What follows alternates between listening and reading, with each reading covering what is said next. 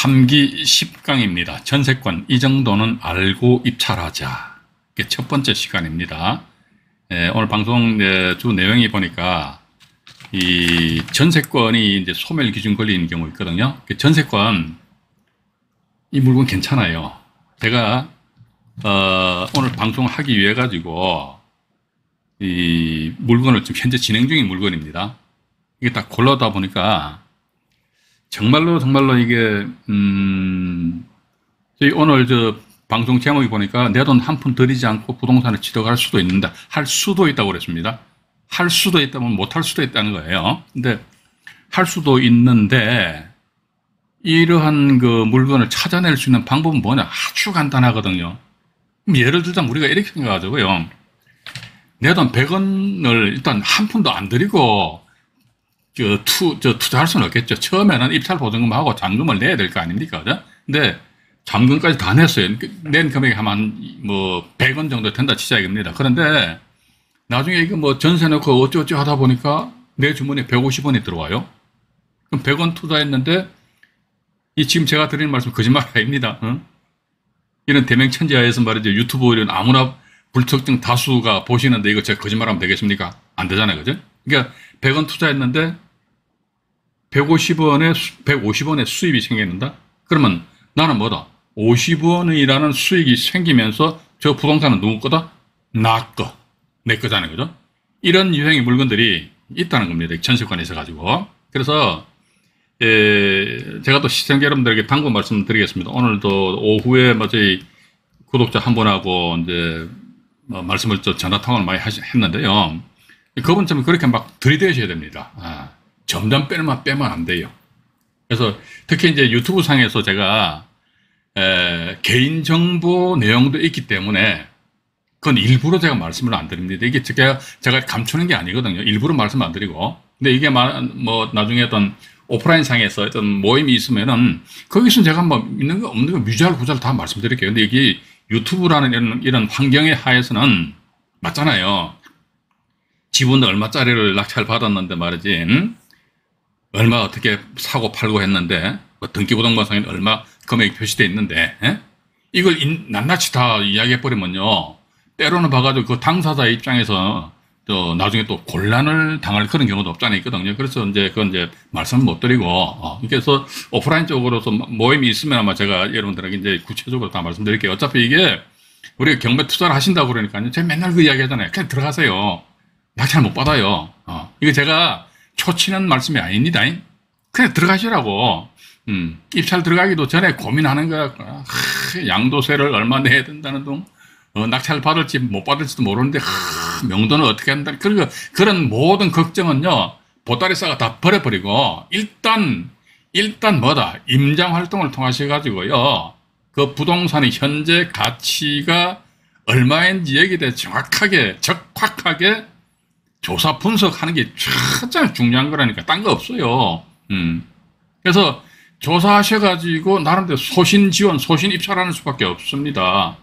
내가 보는 관점에 있어서는 이게 1억인데 다른 사람 1억 1,000만 원 줬네. 그럼 어쩔 수 없죠. 뭐 좀 어쩔 겁니까? 그 사람한테 가가지고 1억 1,000만 원 준 사람한테 가서 멱살 잡고 쥐어 흔들 겁니까? 그건 아니잖아요. 그죠? 그리고 전 이렇게 봅니다. 예를 들자면요, 빌라든 아파트든 모든 부동산은요 다 이뻐요. 단지 사람이 자기가 주관적인 생각으로 딱 봐가지고 저건 아니야, 이건 좋아, 이런 생각들을 많이 가지고 있거든요.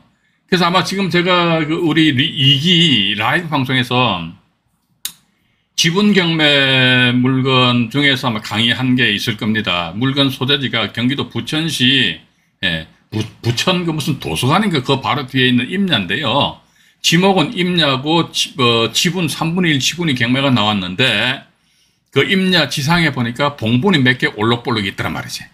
그럼 어떻게 보면 임야 A, 지분 A, 분명히 지금 A 하다 보니까 이게 5차까지 아무도 입찰 안 들어왔습니다. 그래서 요건 뭐 제가 한 10여 년 전에 또 입찰을 들어가가지고 단독으로 낙찰 받아가지고 어쩌거나 저쩌거나 수익을 올렸단 말이죠. 근데 지분에 대해서 입찰 참여 안 해보신 분들, 저거 가지고 어떻게 돈을 만들지? 근데 이런 거 어떻게 돈을 만들지? 그러면 돈을 만드는 방법에 대해서는요, 뭐 부천권이든 뭐 뭐 저는 그 사례를 많이 가지고 있어요. 제주도 건 같은 경우도 뭐 빌라 13분의 2 지분을 낙찰 받았는데 낙찰 금액에서 뭐 팔았는데 등기부등본상에 어떻게 표시되어 있는데 이걸로 다 일일이 낱낱이 까발려가지고 말씀 못 드리잖아요. 그죠? 이건 제가 일부러 감추는 게 아닙니다. 예. 그 점을 좀 여러분들이 좀 이해를 하시면서 제가 그래서 드리는 말씀이 안타까워서 말씀드리는 거예요. 그냥 들어가시라고. 왜? 낙찰 못 받아요. 안 된다니까. 제 생각은 한 10대 번 떨어져 봐야 돼요. 10대 번 떨어지다 보면 씩씩 거리거든. 성질 나잖아요. 날씨도 더운데, 씩씩 거린다고. 그러다 보면 본인이 스스로 느끼게 돼 있다니까요. 또 하나 더 뭐냐면요. 10번 떨어졌다는 것은 10번 임장을 나갔다는 거 아닙니까? 그죠? 근데 한 동네만 임장 나가신 게 아니잖아요. 동네 10군데를 임장 나가셨단 말이지. 그러면은 내가 예를 들자면 서울 광진구 자양동에 있는 물건 임장 나갔다 그러면요. 그 광진구 자양동 그 동네 분위기, 물론 요즘 뭐 로드뷰에 의해서 이제 분위기를 1차적으로 파악을 할 수도 있겠습니다만은 현장 나가서 나름대로 조사를 하다 보면 또 나름대로 그게 그런 내용 자체가 내 머릿속에 딱 어느 정도 안착이 되어 있다는 겁니다. 그게 제가 볼 때는 그게 큰 자산이에요. 그래서 일단은 현장 가서 답을 구하시고요. 그 상태에서 그냥 들어가세요, 그냥. 빌라 이것도 괜찮습니다. 맨날 말씀드리잖아요, 그죠? 예. 괜찮다고. 자꾸 떨어지다 보면요. 그때 입찰 가격이 조금 높여가지고 한번 입찰을 해보시는 것도 어떻게는 괜찮지 않겠느냐 하는 그런 말씀 드리면서 참고로 뭐냐면은 오늘 낙찰된 물건인데 서울 광진구 자양동 관내 다세대 빌라가 경매가 나왔어요. 여기 이 지역이 사실은 보면 이제 아시는 분들은 아실 겁니다. 이게 가로주택이 이제 전체적으로 합쳐가지고 단지가 넓어지게 되면요. 모아타운을 해가지고 현재 막 설명회 하면서 저 동의 서를 받고 하는 그런 지역이 있어요. 그 지역 내에 빌라가 경매가 나왔는데, 예. 경매가 나왔는데 이거 아마 제가 지난 구강인가 그래서 얼핏 말씀드리면서 말아버렸거든요. 근데 이 물건은 제 집사람이 안 들어가서요. 왜냐면요. 제 집사람이 들어가면 지는 취득세 등록세 해가지고 세금의 13.2% 내야 된답니다. 오늘 낙찰된 금액 보니까 4억 1,600만 원 낙찰됐더라고요. 나중에 경매 정보지를 한번 검색을 해보십시오. 뭐냐면요. 서울 동부지방법원 해가지고요. 다세대 주택인데 다세대 주택 중에서 유일하게 그 자양동 건 그 건 한 건만 낙찰됐더라고. 예. 4억 1,600만 원에 이제 낙찰이 되었는데, 그래서 조금 전에 방송하기 전에 집사람하고 이야기를 했어요. 이거 4억 1,600만 원 낙찰된다. 낙찰 잘 받았네. 저번에 누가 한번 오셔가지고 임장 오셨더래, 여자분이. 그때 보니까 4억대 초반에 쓰시라고. 한번 보니까 4억 1,600만 원에 낙찰되고, 전세는 아마 2억 한 7, 8천 정도. 그러니까 갭 개념을 해가지고 1억 조금 더 넘게 해가지고, 자기 자금이 묶이는 그런 상황에 있어가지고, 이 지역이 지금 현재 보면 말이죠. 막 설명회 하고, 분위기가 슬슬 달아오르고 있어요. 근데 어느 날 갑자기 자기한테 3사, 국평이죠. 국민평수 34평짜리가 딱 주어지게 되면 어떻게 됩니까? 저쪽에 서울 영동대교 있잖아요. 영동대교 북단 쪽에서, 북단 쪽에 보면 롯데 캐슬에서 최근에 아파트 지어가지고 입주한 아파트가 있습니다. 근데 보니까요, 여기가 34평형대가 보니까 실제 거래가 되는지 모르겠습니다만 호가로 해가지고 매물로 나온 것이 20억대 넘게 나왔더라고요. 근데 지금 제가 이 동네 자주 가는 이발소 단골집이 있어요. 그 이발소 주인 이 양반이 거기 34평형에 살고 있어요. 봐가지고 살고 있는데 아주 좋다 이런 식으로 이야기하더라고요. 근데 본인 같은 경우 원주민이다 보니까 자기 어떤 분양 금액, 원주민들한테 분양되는 그 분양 금액이 채 10억이 안 됐던 모양입니다. 10억이 안 됐는데 만약에 20억이라는 부동산의 어떤 자산 가치가 뻥 뺐다면 이게 말 그대로 따블이 되는 거 아닙니까? 그죠? 그런 식으로 이제 우리는 부동산을 바라보셔야 되기 때문에 그렇기 때문에 빌라 이것도 우습게 보지 마세요. 모르는 사람들이 빌라면 그러거든요. 제가 아까 낮에 우리 구독자분하고 통화하면서 그런 얘기 했어요. 누구한테 이야기를 합니다. 빌라 아시죠? 그럼 저는 상대방에서 라는 그런 말 소리가 딱 들리면 그때부터 저는 입 딱 닫아버립니다. 샷다 마우스. 이야기할 필요가 없어요. 이야기할 필요가 없는 것이 아니고 이야기할 가치가 없어요. 그 사람한테는. 백날 이야기해봤자 아무런 이게 의미가 없기 때문에. 그래서 일단은 오늘 제가 이제 이 말씀 좀 길어진 것이 뭐냐면요. 어쨌든 우리가 경매 투자해가지고 그럼 돈이 뭔지 돈 받좀 보셔야 될 거 아닙니까? 솔직히, 그죠? 그래서 이게 어떻게 보면 이제 단지 이런 책에서 경매 지식을 습득하실 수도 있고, 이렇듯이 영상물에서 경매 지식을 습득하실 수도 있어요. 하실 수도 있는데 이것만 가지고 제가 볼 때 한 2% 정도 부족해요. 그럼 2% 정도 부족한 걸 과연 어떻게 메꾸어 나갈 것이냐. 그건 여러분들 주변에 말이죠. 예. 그냥 도토리 키재기식 비슷한 그런 수준의 사람들 말고 월등하게 좀 실력 있는 사람들하고 나름대로 그 소통을 많이 하셔야 됩니다. 소통하시고 또 이제 어디 뭐 있는 물건 어떻게 해가지고 얼마 벌었다는 둥, 제가 방송할 적에 어디 있는 물건 제가 낙찰받은 거 얼마 벌었다 그 이야기합니까? 저는 그런 얘기 안 해요. 할 필요도 없고 제 정보를 오픈할 필요도 없거든요. 그러니까 제가 제 정보를 오픈 안 한다고 그러니까 다른 분들 정보를 오픈해서는 된다 안 된다 안 되잖아요, 그죠? 근데 그런 건 아마 나중에 오프라인상에서 어떤 모임이 있게 된다면은 아마 말씀드릴 수도 있을 것 같아요. 그래서 이제 어떤 동기부여가 그죠? 예. 안정행위도 하는데 나라고 뭐 못할 게 뭐 있냐 하면서 말이죠. 이게 동기부여야 되는 거예요. 그러니까 이제 제가 이렇게 이제 이것만 말씀드리고 방송 진행할게요. 그냥 들어가세요, 그냥. 예. 권리 분석은요, 제가 자꾸 말씀드리잖아요. 법원 경매라는 상품을 100으로 놓고 봤을 적에 권리 분석은요, 제가 보는 관점에서는요, 그 전에는 한 10년 전에는 그래도 한 5 정도로 봤는데, 이제는 지금은요, 이제 2 내지 3, 아마 또 한 몇 년 지나면요, 권리 분석 1, 이렇게 100에서 1밖에 해당 안 된다. 라는 막 그런 그 말씀 드릴 것 같아요. 가장 중요한 게 뭐냐, 이게 권리 분석도 중요하고, 어디 뭐 유튜브 보니까 무슨 임장의 어떤 기법 말이죠. 이야기하는데, 전 그거 볼 적마다 좀 의문스럽더라고요. 왜냐면 일단 경매 물건이 나왔다. 그러면 1차적으로 그 필터링 해야 될 거 아닙니까? 권리 분석 해가지고. 근데 권리 분석조차도 몰라 봐가지고 전세권 이것도 제대로 모르는 사람들 많아요. 제대로 알고 측가는 사람들 없다니까. 물론 이제 있겠지만 그래도 그렇게 썩 많지 않거든요. 근데 이것조차도 제대로 내가 컨트롤 못 하는데 임장 가가지고 말이지 주변에 뭐 초등학교가 있나 중학교가 있나 고등학교 대학교가 있나 시장이 있나 관공서가 있나 대형 할인마트가 있나 그거 알아보면 뭐 할 낀데 봐가지고 그거 쇠가 빠지고 알아봤는데 나중에 그 물건을 보니까 엄청난 하자가 있어. 그럼 임장 완전히 헛다리 짚은 거 아닙니까? 그죠? 그래서 1차적으로 권리 분석 꼴보기 싫지만 기본적으로 착착 해놓고 나서 그 다음에 됐다 했을 적에 2차적으로 이제 현장 나가서 해가지고 나름대로 여러분들이 임장활동 통하셔가지고요, 얼굴에 이거 까세요. 철판 까시고, 부동산 중개업소 가시고, 아파트 같은 관리사무소 가셔가지고, 무슨 개인정보여가지고, 뭐, 틱틱거리면 알았다고 하면 나오면 될 거 아닙니까? 내 낙찰받게 되면 말이지, 내가 당신들로 관리비에 돼가지고, 나하고 이야기해야 되는데 말이지, 이거 뭐 하는 짓거리냐고 말이지 하면서, 과한 빡치로 나오실 수도 있는데, 그래, 뭐 그냥 얼굴에 이거 까시라니까요, 깔고. 그럼 막 그냥 공격적이고, 이거 움직여야 된다는 게, 안 움직이면요, 안 돼요. 가만히 있으면요. 감나무 밑에서 감 떨어질 때까지 입이 쫙 벌어지고 있으면 어떻게 됩니까? 이 턱뼈 빠져버립니다. 그래서 그렇게 하시고요. 자, 오늘 보니까 전세권인데요. 이 자료를 이제 펼쳐놓고 말씀을 드려보도록 하겠습니다. 화면을 조정을 하고요. 그 다음에 잠깐만요. 조금 제가, 실전 10강이지요. 실전 10강 해가지고 오늘이 2023년 8월 7일입니다. 그죠? 그리고 또, 이게 이제 목차입니다. 근데 아마도 오늘은요, 보니까, 아마도, 우리가 앞으로 이제, 이 권리 분석 쉽게 하는 방법에 대해가지고요. 이게 순차적으로 다 말씀드릴 거예요. 실제 사례하고 말씀드리는데, 제가 보는 관점에서 4번과 5번 그 후순위 가처분 있잖아요. 그죠? 이거 좀 어려워요. 어려운데, 이게 이제 법정지상권하고 관련된 건데, 이것도 사례를 가미해서 제가 항상 말씀드릴게요.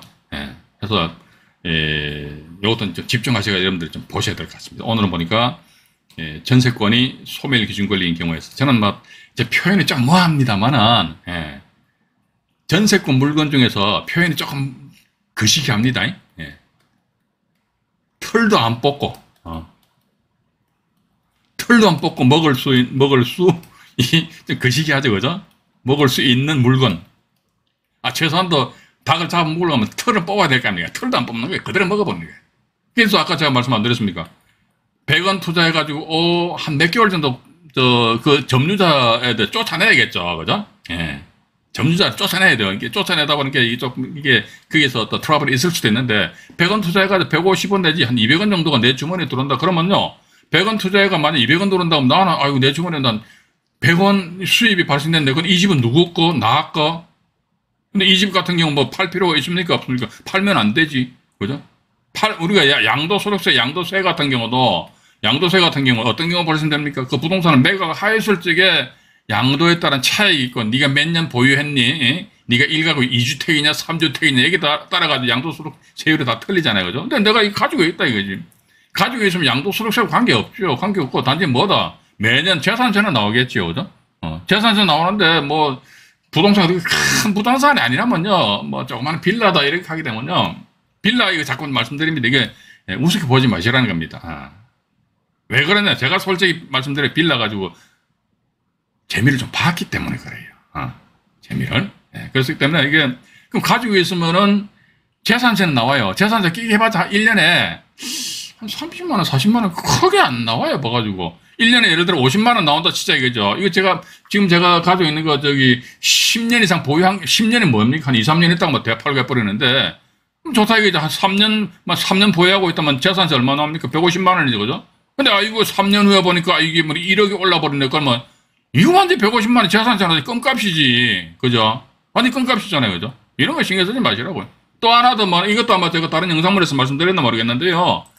부동산, 특히 다세대 도시형 생활주택 같은 경우는 2층 같은 경우는요, 2종 근린 생활시설. 요건 이제 뭡니까, 건축물 대장상에 나와 있어요. 보면 이제 2종 건생 해가지고요, 가로 열고 뭐 사무소, 또 한의원, 이런 식으로 이제 그 물건이 나와 있는 게 있습니다. 그러면요, 여기 어떻게 보면 위법 건축물이거든요. 왜냐면, 아니, 2종 건생회가 사무실이면 사무실 써야 되는데, 인간들이 말이죠. 빠른데 방을 넣어가지고 주택으로 쓰고 있는 거야. 불법 개조한 거 아닙니까? 이 위법 건축물이라고. 이렇게 하게 되면요, 이게, 지방자치단체에서는 이행강제금을 부과시킵니다. 이행강제금. 이행강제금이 이것도 보니까 제가 날짜를 딱 기억 못 하는데, 이게 그러니까 2019년 4월 23일 이렇게쯤 해가지고 거의 이전 이후 나눕니다. 이전에는 5번만 이행강제금을 내면 일단 뭐 잠잠해졌는데 그 이후부터는요, 2019년 4월 23일 이후에 어떤 이 위법 건축물로 해가지고, 이 등기부등본상에 등재가 되었다더라 그러면요, 무한정입니다. 무한정. 우와! 그럼 내가 마침 보니까 이게 위법 건축물 해가지고 말이지. 이게 보니까 2019년 4월 30일인데 2020년도에 내가 이 낙찰 취득했다 이게. 근데 이미 이 물건은 뭐다 2019년도에 위법 건축물로 딱 지정이 되어 있다더라. 이야, 그럼 내가 이행강제금 이거 한번 알아봐야겠죠, 그죠? 이행강제금 얼마 나오나? 지자체 건축가에다 물어보세요. 물어보면 딱딱 답 나와요. 카페에다 물어보지 마시고, 저한테 물어보지 마시고. 제가 공무원 아니잖아요. 그죠? 물어보셔가지고, 예를 들어가 이행강제금 뭐 1년 한 200만원 나와요. 그러면, 그래요. 근데 마침 그 지역에 보니까, 우악! 해가지고 뭐 재개발 이런 쪽이다. 그죠? 그럼 봐가지고, 이행강제금 200만원인데, 한 5년 더 가지고 있으면 1000만원 돼버렸네요. 1000만원. 그죠? 1000만원 되는데 5년 동안 가지고 있을 동안에, 그 지역의 재개발, 재건축에 따른 어떤 부동산 값어치가 상승이 우악! 해가지고 한 1억 정도 올랐다 그러면요. 1억에서 1000만원 빼버리면 9천만원 돼버리잖아요. 그죠? 그러면 이것도 괜찮지. 그래서 우리는요, 뭔가 규제를 가한다고 그러니까, 전 그건 아니라고 봅니다. 규제를 가한다 손치더라도, 내가 규제를 당하는 금액이 얼마지? 1000만원. 근데 내가 5년 동안 가지고 있을 때, 가격이 아마, 빌라는요, 제가 솔직히 말씀드릴게요. 저쪽 밑에 지방 쪽은 잘 모르겠어요. 저는 지방 쪽에는 투자용으로는 아예 저는 눈길도 안 주고 있습니다. 서울 말고 수도권도 눈길도 잘 안 주고 있어요. 자, 이러다 보니까 이제 서울 쪽이다 그러면, 최소한도 빌라 가지고 있으면 1년에 1000 내지 2000만원 올라갑니다. 또 그 지역에 어떤, 제가 조금 전에 말씀드린 것처럼, 가로주택이다, 모아타운 이런 식으로 해가지고 지정되고, 아파트 사업이 이제 활성화된다 하더라고요. 그때 완전히 천정부지로 확 튀어 올라버리거든요. 그죠? 그런 걸 우리가 많이 연구하고, 그럼 이런 내용은 도대체 어디서 나오냐? 인터넷 서핑 해보세요. 다 나와요. 나오기 때문에 그걸 여러분들이 이제 차근차근 접근하시면 되실 것 같다는 것입니다. 일단 여기 보시면, 오늘은 자 보니까 전세권이 소멸 기준 권리인 경우 해가지고요. 여기자, 다음 페이지로 넘어갈게요. 전세권이 소멸 기준 권리인 경우 이렇게 나와 있습니다. 먼저 보면요. 간단해요. 어려운 거 아닙니다. 아주 간단하다니까. 세상 복잡한 세상인데 말이죠. 저라도 우리 시청자 여러분들에게 간단하게 설명을 좀 드려야 될 거 아닙니까? 아유, 김혜진님, 아유, 대단히 감사합니다. 오늘 거금을 쾌척을 해주셨네요. 대단히 감사합니다. 잠깐만요. 네, 일단 채팅창 땡기면 인사 말씀만 드릴게요. 날씨 참 덥죠. 아차선 불곰님 오늘 1등 하셨네요. 린드버거님, 무지개님, 플라밍고님, 나나나님, 이강희님, 나령님, 윤영대님, 마마카국님 네, 들어오셨네요. 시화호 노랑보리님, 박학용님, 윤집님, 이명남님, LK님, 리키님, 일자무식님, 꿈드림, 이경식님, 그 다음에 또 누구신가요? 홍창기님, 민주지사님, 치토스님, 홍대희님, 알까기 대왕님, 아리수님, 신인철님, 윤택, 개그맨 윤택님인가요? 아닌가요? 윤택님, 김혜진님, 네, 감사합니다. 그 다음에, 들어가면 상한가, 닉네임 좋습니다. 들어가면 상한가요. 이게 얼마나 좋겠습니까? 그죠? 네. 네, 최현수님, 할리호넷님, 이성희님, 강성황님 들어오셨네요. 네. 먼저 아까 전화 주셨는데, 이 날씨 한풀 꺾이면요, 그때 이거 한잔 합시다. 요즘 같은 날은, 이거 하면 죽어요. 안 됩니다. 그죠? 또 누구신 거예요? 홍 대표님 넣으셨고요. 그 다음에, 윤집님은 아까 말씀드렸나요? 네. 그 다음에, 저희 집, LK님, 저희 집사람은 입찰 안 들어갔어요. 입찰 들어가자니까 취득세 세금이 무서워가 13.2% 내자니까, 예를 들어 본인도 4억 쓰면 4억 이상 쓰려고 그랬는데, 세금만 하더라도 얼마입니까? 13.2% 같으면 4천만 원에다가 한 5천만 원 세금 내야 된다. 빌라 조그마한 거 하나 막 잡아다면서. 그래서, 안 한다고. 그거 안 해도 뭐 되니까. 네. 한태환의 재밌는 경매 이야기님, 네, 감사합니다. 브라이트 영님, 윤집님 소개로 오셨죠? 네, 감사합니다. 그 다음에 또 혜진님, 네, 대단히 감사합니다. 종민정님이신 거예요? 정종민님이신 거예요? 네, 감사합니다. 어쨌든, 나사랑님, 윌리스님, 네, 아이고, 이성희님, 네, 대단히 감사합니다. 오늘 한번 막, 나 어른이나 돈만 보면 힘이 나잖아요. 네, 감사합니다. 자, 이제 방송 진행할게요. 여기 보시니까, 이게 전세권이 소멸기준 권리인 경우는요, 이게 보시면요, 일단 최선순위로 이게 설정돼야 돼. 이게 첫 번째 조건입니다. 최선순위입니다. 최선순위. 두 번째가 뭐냐면요, 전세권 설정 목적물이 공동주택이어도 되고 단독주택이어도 됩니다.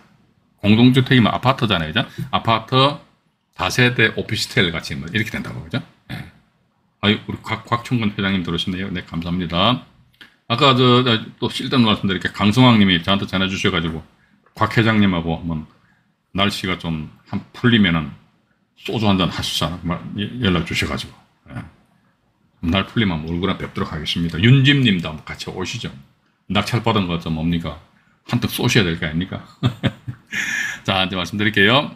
공동주택, 아파트라든지 아파트 또는 뭡니까?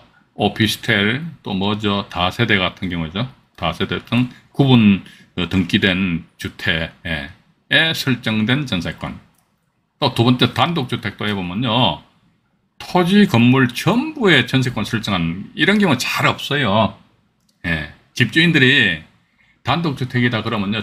원래 집주인들이 전세권 설정 잘 안 해주려고 그럽니다. 왜냐면요.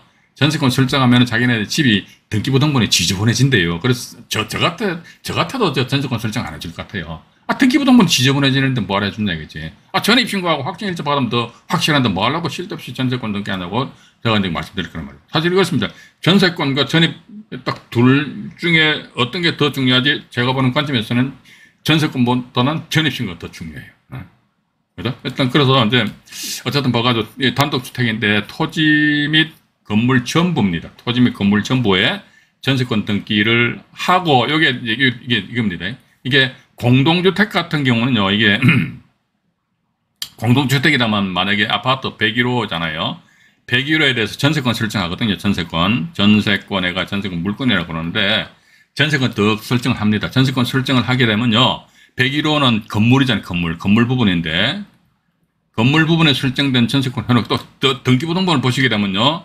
이 전세권 등기는 건물 부분에만 한다 이런 식으로 등기부등본에 나와 있거든요. 이런 걸 간혹가다 저한테 질문 주시는 분이 계세요.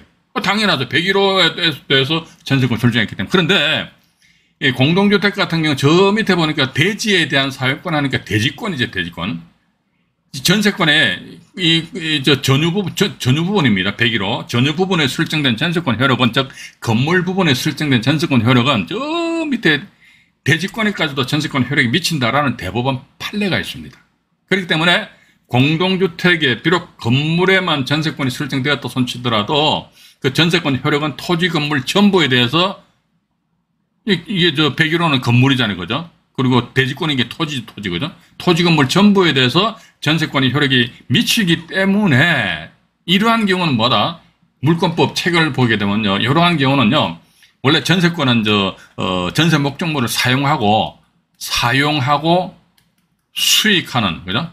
사용하고 수익하는 용익 물건이랍니다. 그런데 이렇듯이 공동주택에 이렇듯이 전세권 설정됐다. 이러한 경우는요. 전세권에 의해서 다이렉트로 뭘 할 수 있다 하더라? 임의 경매 신청할 수 있대요. 그럼 임의 경매 신청한다는 것은 이게 뭡니까? 담보권 실행이잖아요. 전세권 이것은 담보권이 아니거든요. 용익권이잖아요. 그죠? 담보물권이 아니잖아요. 그러니까 담보물권의 대표 주자가 뭐죠? 저당권이잖아요. 그죠? 전세권은 용익권이지 담보권이 아니거든요. 근데 용익권임에도 불구하고 임의경매 신청할 수 있다. 이러한 경우는 뭐다? 이게 특수한 이게 이제 여기 앞에다 이제 특수한 용익 물건 뭐 이렇게 이제 물권법에 이제 언급이 되어 있어요. 여기까지 뭐 모르셔도 됩니다. 또 이제 두 번째 단독주택 같은 경우 보니까 토지하고 건물 전부죠, 그죠? 토지 건물 전부에다 전세권 효력이 미쳤다 하더라. 이랬을 때 역시 마찬가지 전세권은 용익 물건임에도 불구하고 담보물권화 되는 거죠. 그죠? 담보물권화 해가지고 전세권이 설정된 부분, 전부 토지 건물 전부니까 해서 특수한 용익 물건적인 성격으로서 임의경매 신청을 할 수 있다. 여기 또 나와 있잖아요. 임의경매 신청을 해야 된다. 그래서 첫 번째 최선순위, 이거 지우고 다시 말씀드릴게요. 전세권이 어쨌든 최선순위로 설정돼야 돼. 이게 이제 소멸기준 권리인데, 최선순위로 설정되면서 공동주택이면은 토지 건물 전부에 토지하고 건물 전부에 대해서 건물에만 전세권이 설정되었다 손치더라도 토지에, 즉 대지권에까지도 전세권 효력이 미친다. 이게 이제 대법원 판사님들이 교통 정리해 준 내용이기 때문에 또 두 번째 보니까 단독주택 같은 경우는 토지하고 건물 전부입니다. 전부. 전부에 전세권 등기해야 돼. 이때는 뭐다? 이게 이런 경우는 전세권은 용익 물건임에도 불구하고 담보물권화 되는 거죠. 그죠? 담보물권화 되다 보니까 임의경매 신청한다는 것이지요. 그렇기 때문에 이게 전세권은요, 말소 기준 권리가 아니에요. 근데 여기 보니까 유일하게 말소 소멸 기준 권리 뭐냐? 요거 지금 제가 설명드리는 겁니다. 그러면 예를 들자면요, 단독주택인데, 토지에는 전세권 설정 안 됐어요. 그리고 지상 보니까 건물 1층, 2층, 3층이 있는데, 요 1층 여기에만 전세권이 설정되었다더라. 그럼 이 전세권은 말소 소멸 기준 권리가 안 돼요. 왜냐면은 전세권은 2층에 효력이 안 미치죠. 왜냐면 전세권 설정 안 했기 때문에 1층에만 전세권 설정했잖아요. 우리가 등기부등본 보시게 되면요, 전세권의 설정 범위가 딱 나온단 말이죠. 1층만 전세권 설정되어 있기 때문에 2층 노타치, 3층도 노타치, 토지에도 더더군다나 전세권 설정 안 되어 있기 때문에 따라서 전세권 효력은 1층에만 미치기 때문에 이때는 이 전세권자는요, 같은 공동주택에 설정된 전세권이라는 게 용익 물건은 같은데도 불구하고 이때 전세권자는 집주인이 전세금 안 주는 거야. 안 줬을 게 어떻게 한다더라. 이때 전세권자는 집주인을 상대로 전세금 반환 청구 소송에 의한 판결문 가지고 토지하고 건물 전부를 뭐 한다더 강제경매 신청한다. 이런 식으로 이제 이게 어느 정도 정리가 되어 있으신 분들은요, 큰 문제가 없어요. 근데 이게 정확하게 정리가 되어 있어야 됩니다. 정확하게 정리가 되어 있어야지만 우리가 이제 경매정보지를 봤을 적에 지금 제가 전세권의 소멸 기준 권리 물건 해가 보니까 제가 대충 뽑아낸 게 한 현재 진행 중인 물건인데요, 한 20건 정도 돼요. 그 중에서 소위 털도 안 뽑고 먹을 수 있는 물건 해가지고 오늘 또 제가 소개시켜 드릴게요. 하나, 둘, 셋, 네 개, 5개인가 뽑아놨어요. 가지고. 근데 이게 이런 물건을 뽑는데, 과정 한 10분 정도만 보면 이제 물건 뽑을 수 있거든요. 그래서 퍼뜩퍼뜩 속도가 진행이 돼야 되면 이게 지금 제가 말씀드린 것처럼 이게 이런 이론적인 것을 내가 알고 있어야 된다니까. 그죠? 이런 부분을 알고 있어가지고, 왜냐면 이걸 내가 알아야지만 말 그대로 털도 안 뽑고 먹을 수 있는 물건이냐 아니냐 딱 보는 순간에 맞다, 아니다, 기다, 아니다 이렇게 판단이 난다고. 근데 뭐 이런 내용 자체가 이제 내 머릿속에 정리가 안 돼 있어. 그럼 이놈을 봐가지고 털도 안 뽑고 먹어야 되는지 털을 완전히 뽑아야 되는 건지 그건 모른다. 그냥 막 들어가다 보면 나중에 이제 쌍꺼풀 터지건 한마디로 대가리 깨지는 거죠. 별거 있습니까? 경매하시다가 대가리 깨지는 사람 얼마나 많아요, 봐가지고. 오늘도 혜진님 월급 타시네요. 오늘 월급 타. 매번 감사합니다, 봐가. 네. 자, 일단 그렇게 보시면서요. 여기 다시 이제 정리를 해드리겠습니다. 보니까 요거 말씀드리고 막바로 이제 경매 현재 진행 중인 그 사례를 이제 나가도록 할게요. 최선순위가 첫 번째입니다. 공동주택이든 단독주택이든 간에 어차피 전세금액이 토지 건물 전부에 확 미쳐버려야 돼. 예. 토지 건물 전부에. 여기 1, 2번이죠. 그죠? 두 번째 미치고, 그 다음 세 번째 뭐다? 임의경매 신청해야 됩니다.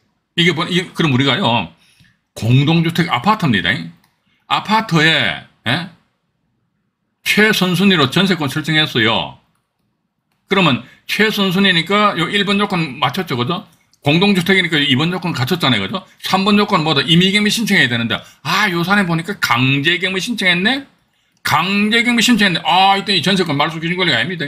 그러니까 전세권 말소기준 권리는 최선순위 설정되면서 공동주택이든 단독주택이든 간에 불문하고 전세권 효력이 토지 건물 전부에 미쳤을 경우에, 그리고 또 세 번째 전세권자가 특수한 용익 물건으로서 임의경매 신청하였을 경우에 요 3박자를 딱 다 갖춰야지만 그렇다. 네가 소멸기준 권리 해라.